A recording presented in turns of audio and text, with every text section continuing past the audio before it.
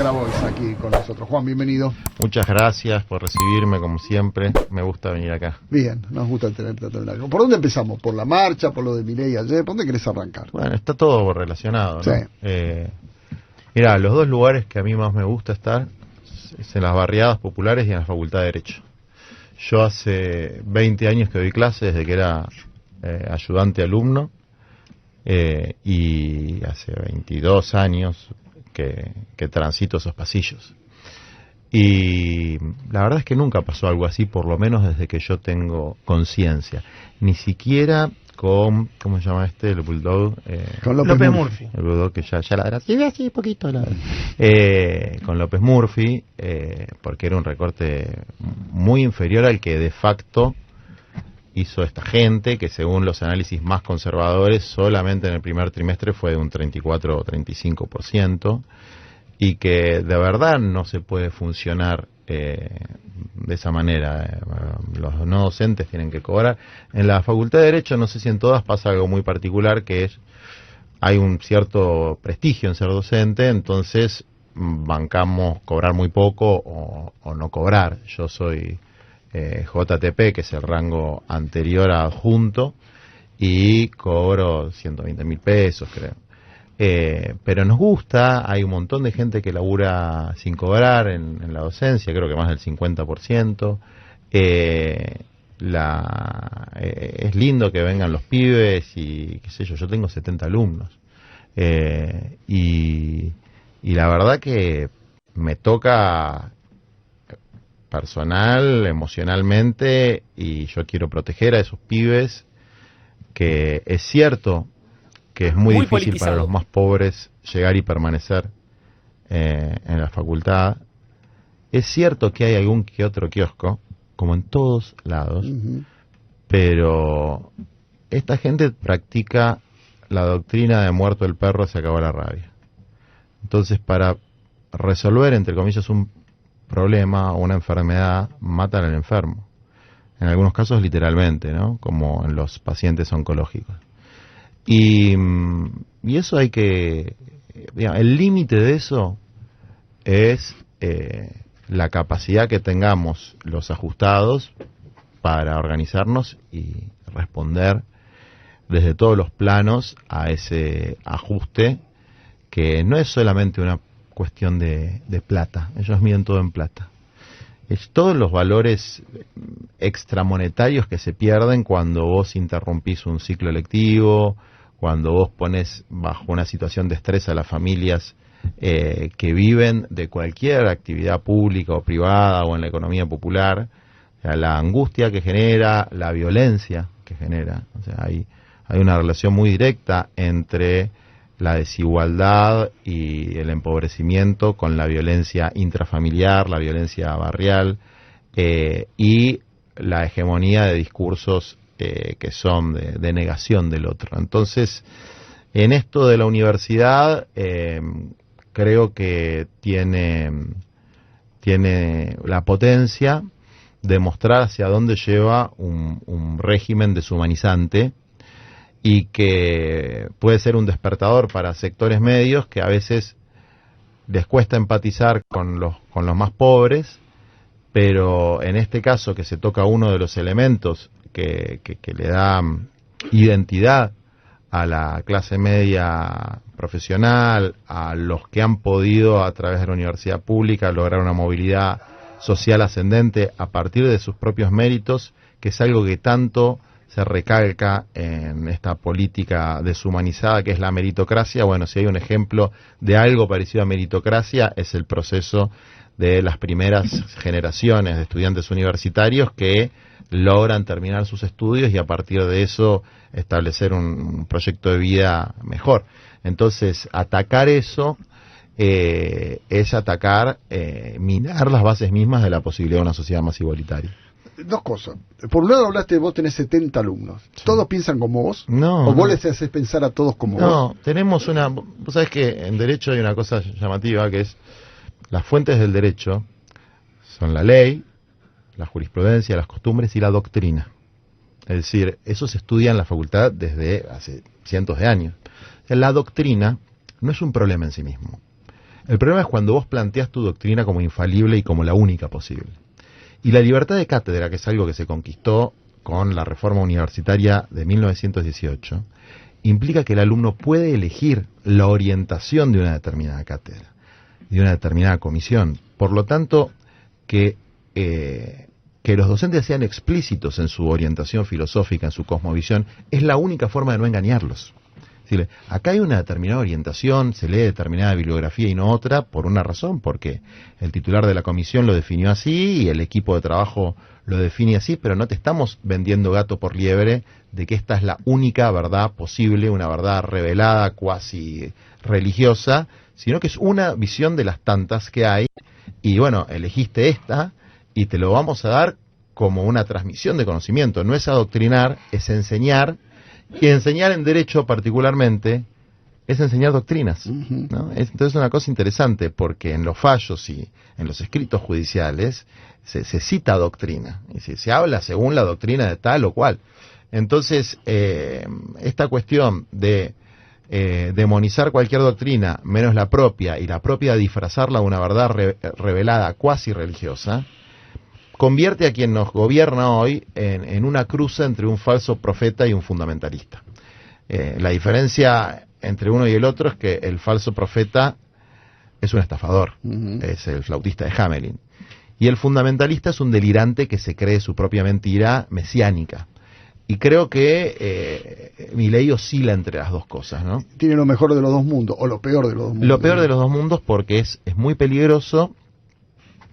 Primero, esto también tiene que ver con el ataque a la ciencia y a la universidad, y te lo está diciendo una persona que tiene una fe muy firme en lo trascendente, en la vida eterna, en cosas que por ahí, desde el punto de vista del laicismo intelectual y del mundo científico, es algo que está mal visto, digamos, ¿no? Está visto como superstición, pero yo tengo fe, pero instrumentar esa fe para legitimar una determinada doctrina, eso se llama oscurantismo. Y atacar la ciencia, atacar la universidad pública, es trabajar sobre ese oscurantismo que se ve cada vez más seguido en los discursos y las referencias de Milei. Yo conté 5 conceptos religiosos en su discurso de ayer, que son además una tergiversación muy explícita del Evangelio, del Antiguo Testamento. Por ejemplo... Ahora, sí. Déjame ir a la noticia y me lees eso, que es interesante, ¿no? Lo que encontraste ahí. Está lindo, está lindo. Yo le estoy espiando el borrador. Ah, vos ya sabés de qué va a hablar. Sos un guacho. Eso se llama spoilear, ¿eh? Dale, estamos con Juan Grabois, hablando obviamente de lo que va a suceder hoy. Mucha expectativa, los chicos hicieron una vigilia en casi todas las universidades, ya también se está movilizando el aparato de represión. Recién nos contaba Gabriel Sanfilippo, detrás de la Rosada ya se están armando, vi recién algunos videos de ya movilizándose también en el Congreso. Hoy va a ser un día histórico. Recién hablamos con Juan, uno recuerda de López Murphy, pero esto desde el Cordobazo de los fines de los 60 que no se veía. Bueno, yo tengo por ahí el registro de eso más de mi viejo, claro, que participó muy activamente, era un dirigente estudiantil. Yo nunca milité en el sector estudiantil, aunque Patria Grande preside la Federación Universitaria de La Plata y varias federaciones en el país, tiene la Secretaría General de la FUBA, o sea, los pibes que están en nuestro espacio están muy metidos en el movimiento estudiantil, y yo lo veía muy dormido el movimiento estudiantil. Siempre que me invitaban a dar una charla o algo decía, está muy dormido, y la juventud siempre tuvo un rol de liderazgo, ¿no?, en los procesos de cambio. El que a mí me tocó ver de cerca fue el de López Murphy, del 2001, claro, y fue el principio del fin. Digamos, sí. Esta gente no se da cuenta de lo que está despertando. Y porque además está unificado, está generando un movimiento. Es decir, está reconstruyendo el movimiento nacional popular, que no es la partidocracia, ni peronista, ni Unión por la Patria, ni los partidos. Y te lo digo yo, que hoy presido un partido y siempre vine de la lucha social.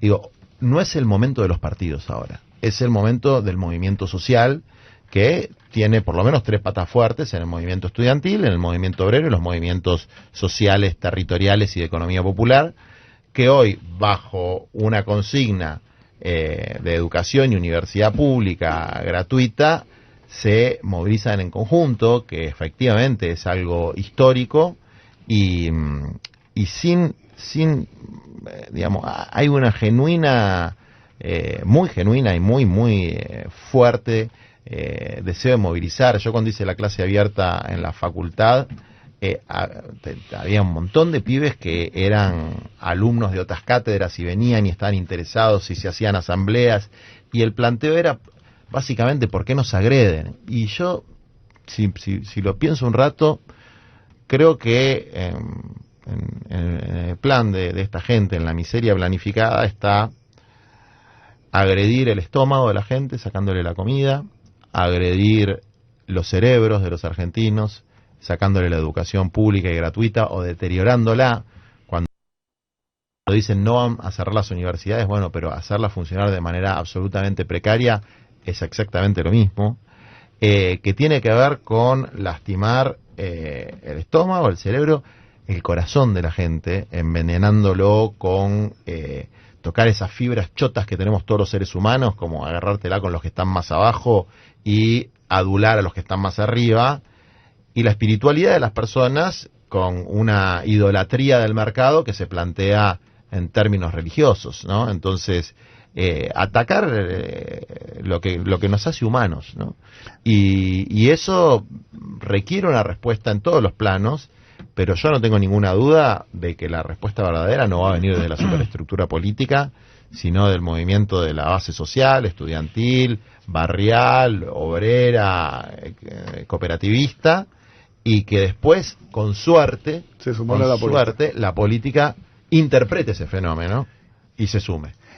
Hay cuestionamiento de por qué el movimiento obrero se suma, ¿no? Y uno trataba de explicarle humildemente que porque están sus hijos en esta marcha. Pero sí, eso es cierto. Pero además, a ver, la FEDUN, que es el gremio universitario de docentes, la GD, que es el otro gremio, los no docentes, son trabajadores, son parte de las centrales obreras, o sea, es solidaridad con un segmento de los trabajadores. Sería incluso criticable y repudiable que las centrales no participen en apoyo a un montón de laburantes que no tienen actualización de sueldo.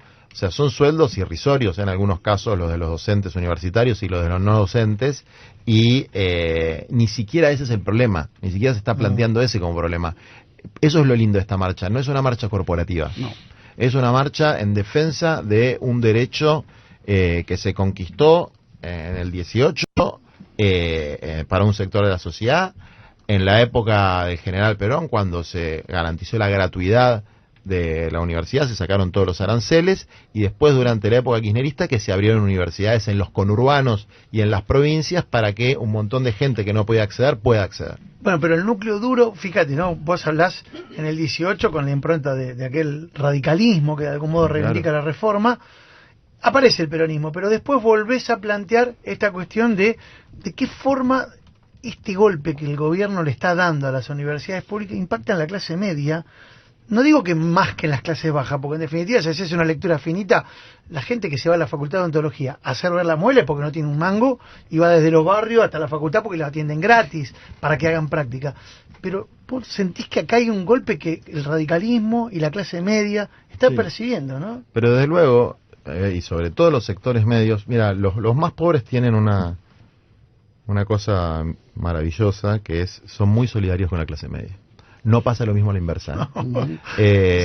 Y nosotros siempre planteamos, sobre todo a los pibes, a nuestra militancia, de que hay un déficit de compromiso en la universidad pública con los sectores populares. Y yo lo sigo pensando. Ahora, ese déficit de compromiso no se resuelve arruinando una cosa buena que tenemos, que además tiene un prestigio internacional bien ganado y tiene un sistema muy interesante, como diría Patricia Bullrich, que no lo vas a entender, de gestión, que para un liberal consecuente, para un no estatista, debería ser para ver lo que es la autonomía y el cogobierno. Es decir, la universidad pública tiene un financiamiento del Estado, pero tiene un funcionamiento autónomo, con un gobierno tripartito de estudiantes, docentes y graduados, que ha dado muy buenos resultados, es decir, una forma de autogestión, que es básicamente lo que nosotros planteamos para la organización de aquellos trabajadores que están excluidos del mercado laboral.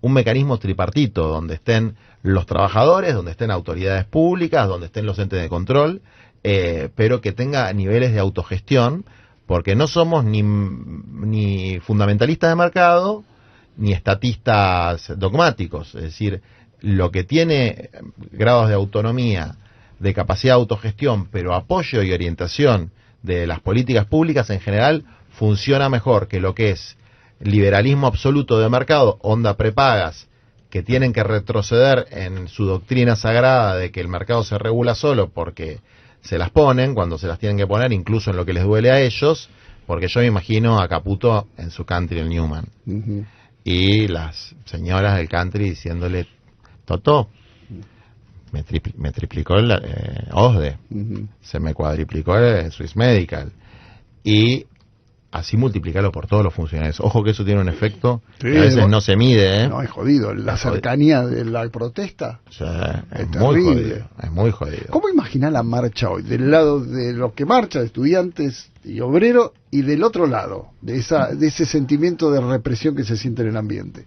Mira, yo veo a la pibada con mucho entusiasmo y sin miedo.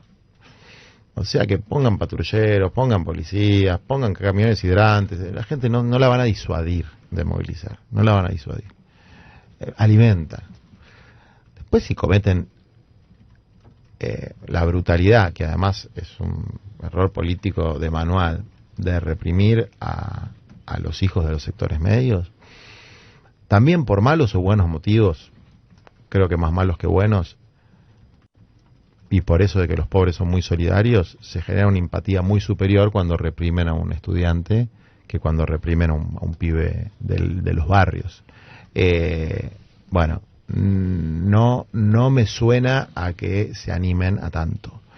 Y si pasa, es como un salto de calidad, ¿no? O sea, ya empieza a ser un gobierno donde lo que nos cierra por legitimidad o porque la gente lo tolera, solamente cierra con represión, y con represión en realidad no cierra nada. No. Así que es un camino que conduce a una escalada de la conflictividad social que no es algo tampoco ni bueno ni malo en sí mismo, ¿no? Es bueno en la medida de que permita canalizar la bronca que hoy se convierte en implosiones, insisto, en las barriadas, en las familias, en los ámbitos de socialización donde la gente está mal y se la agarra con el que tiene más cerca, porque Caputo, Milei, Sturzenegger, Bullrich están demasiado lejos, y todavía la relación entre la situación subjetiva y ellos, que tienen una gran capacidad para comunicar y tirar un balde de mierda sobre cualquiera que se les oponga, bueno, todavía tiene algún resultado, creo que cada vez menor. Creo que Milei está desangelado en ese sentido, porque ¿perdió eso? Yo creo que lo perdió. Yo soy un tipo que lo vi un par de veces, hablé, siempre me pareció una persona que defendía sus espantosas ideas sin mentir, y ahora lo veo mintiendo demasiado, digamos, ¿no? Por eso lo veo adquiriendo cada vez más ese perfil de falso profeta y no de fundamentalista carismático. Viste que en las sectas a veces aparecen unos fundamentalistas muy carismáticos que generan un núcleo duro y pueden generar una onda de irradiación, pues son tipos que se creen su propio delirio. Bueno, creo que eso era Milei, y que ahora se va convirtiendo en alguien que está engañando a la gente, aplicando criterios mesiánicos y religiosos de manera totalmente fraguada. ¿Y él se está dando cuenta de esto? Yo por eso creo que se está dando cuenta de Entonces, que tiene que mentir para... Por eso lo veo desangelado, lo veo...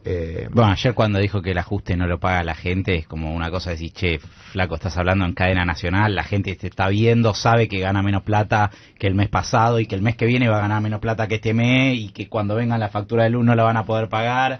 Ahora, del otro lado, ¿qué es lo que está viendo? Porque también hubo muchos movimientos en las últimas horas en la interna del peronismo. De vuelta empezó esto de Máximo contra Axel, Axel contra Máximo. El Cuervo Larroque dijo algo así como: los que están intentando perjudicar a Axel están en algo rarísimo, y del otro lado le contestaron que los que cuestionan a Cristina están en algo rarísimo. ¿Cómo estás viendo todo eso? Me importa un rabanito. O sea, lo estoy no viendo, básicamente. Cierro mis oídos ante todo eso. Me parece que no le importa a nadie, que es una endogamia absoluta, que es destructivo, que no hay un debate interno en el que apasionadamente se defienden posiciones, ideas, lo que se están, tal vez, no lo sé porque tampoco lo escucho demasiado, pero lo que tal vez se está disputando son espacios de poder, y eso a mí la verdad que me lo paso por la oreja, vamos a decir. No le veo sentido. Sí vi, por ejemplo, ayer, no sé si te puedo contar, pero bueno, yo soy medio bocón. Sí. Ayer pasó una cosa linda que en la que trabajé con Axel y con Tignanelli, que es el hombre de Máximo, identificado con Máximo en el conurbano, con los intendentes, y que se pudo hacer una mesa donde se discutió un tema que tiene mucho que ver con lo que habló Milei ayer, que es él orgulloso de haber destruido la obra pública, con el argumento de nuevo de que en la obra pública había corrupción. Le sacaste el 90% del presupuesto a la obra pública. Todo era corrupción. O sea, no podrías haber hecho una auditoría y decir, bueno, el 10% de esto era corrupción y sacás ese 10% y seguís con lo demás. Y una de esas obras es la autopista General Perón, que son 80 kilómetros, que ya está casi terminada, que es como si fuera una segunda General Paz, ¿no? O sea, es un segundo anillo. Que de ahí depende el desarrollo de... Une el Buen Aire, que hace toda una vuelta... claro, une el Buen Aire con el fondo de la Matanza y de Moreno, y bueno. Y eso tiene una importancia extraordinaria. Pero ahora, esperá, la tenés que ver, está ahí, falta un poquito para faltan terminar. 8 kilómetros en un lugar, 4 en otro y 10 en otro. Y está totalmente detenida, pero lo peor es que la tiene Nación. Es decir, no es que provincia podría pedir un crédito, que tampoco el gobierno le deja pedir, o con recursos propios terminarla. Entonces, y además es interjurisdiccional. Intendentes, gobierno provincial, tienen ahí facultades compartidas. Entonces se logró armar una mesa con la intención de construir un consorcio para, primero, reclamar la finalización de la obra, que si no se finaliza es un foco muy jodido de inseguridad y de narcoestructura. Y yo, entre las razones por las que estoy ahí es, nosotros representamos jurídicamente a las familias de los asesinados en la masacre de La Tosquera, en La Matanza, que fueron 5 personas matadas por un sicario con muchos antecedentes en Paraguay, donde ves avances de grupos militarizados y que si vos no terminás eso, no lo iluminás, no lo mantenés, y bueno, baja de Rosario por ahí. Entonces, Bullrich, que debería estar preocupada por la seguridad, a la cual se le mostró esto, los gráficos, las estadísticas, etcétera, no hace absolutamente nada, porque la seguridad es para decirla con el pico, pero no para sostenerla con la política pública. Pero además, cuando se hace una autopista de estas características, que esto es por ahí uno de los temas que a mí me obsesionan, además del combate contra los traficantes de la muerte, que son estos narcos que reducen los pibes a soldaditos o al narcomenudeo, es que no solamente es importante para el desarrollo industrial, sino para la vida, para la vivienda. Vos tenés más o menos 40.000, 50.000 hectáreas lineales, haces 3-4 kilómetros para cada lado, de tierras que hoy son rurales o semirurales, que están ociosas, que se pueden comprar y se pueden hacer un montón de lotes para que la gente pueda vivir, lotes con servicios, con la escuela, con el hospital, un proyecto que le permita a cientos de miles de familias encontrar un destino posible, que es la vivienda, no es el superávit fiscal. Que con una autopista están a una hora de Buenos Aires. Obvio, con el superávit fiscal, que es un instrumento, y a veces es muy bueno, y otras veces no tanto, porque es como la vida de una familia. Por ahí un año te tenés que endeudar, el otro año ganás más, etcétera. ¿Qué van a hacer?